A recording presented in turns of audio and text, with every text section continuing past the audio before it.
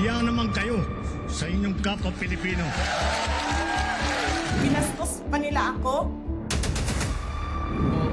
What is the law and what Pakinggan ng proceeds of the illegal drug trade ng Duterte.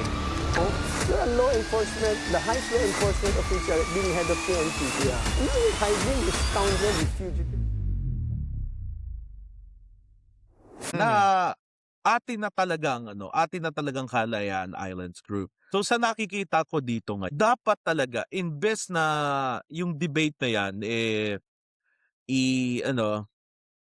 yung debate na yan idaos, gayong alam na natin na atin ng Kalayaan Islands Group. Dapat na talaga sumangguni na tayo sa UN para ma-embargo yung China, para magkaroon ng embargo dyan sa China. Yeah, dahil ang China, ito ang main reason, just like any other invader, colonizer. Bakit tumasakop yan sa mga teritoryo na mula sa pagmamayari ng ibang bansa? It's simple, for economic and political gains. 'Di ba kapag mas marami kang mga teritoryo, tingnan the 21st century version of a colonizer. Dapat gawin ng China yan dahil malaki na ito. Dapat sa halip na umangkin pa to ng mga island, it's because syempre pag malapit sa dagat at lalo na pag nalamang may oil, susunggaban nila yon. Bakit hindi sila tumutok doon sa kanilang mga sariling teritoryo? Kaya wala akong pakialam kahit disyerto nila, tutukan nila doon.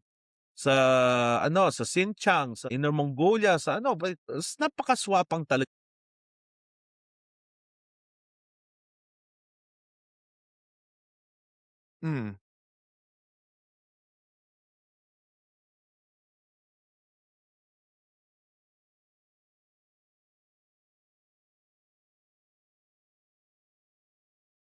With severely.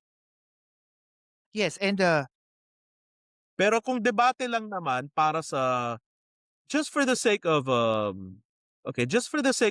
refreshing one's memories, but if it's to reassert our claim, then that's a different story altogether. Nakalimutan ko sabihin kanina. hindi, okay lang. At least, lang naman tayo, nagkikwentuhan ng karamihan ng mga, sabihin na natin mga, hindi natin taga-suporta. Hindi naman tayo attorney.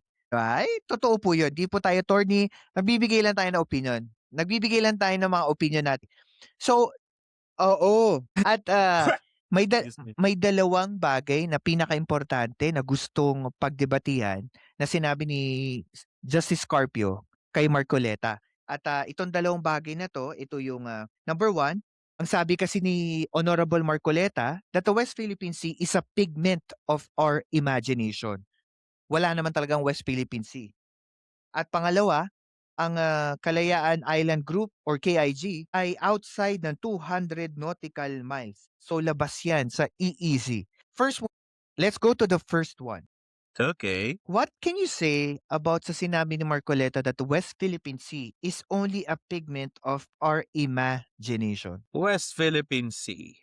Dishonorable Senator Rodante Marcoleta. I got a question. Honorable.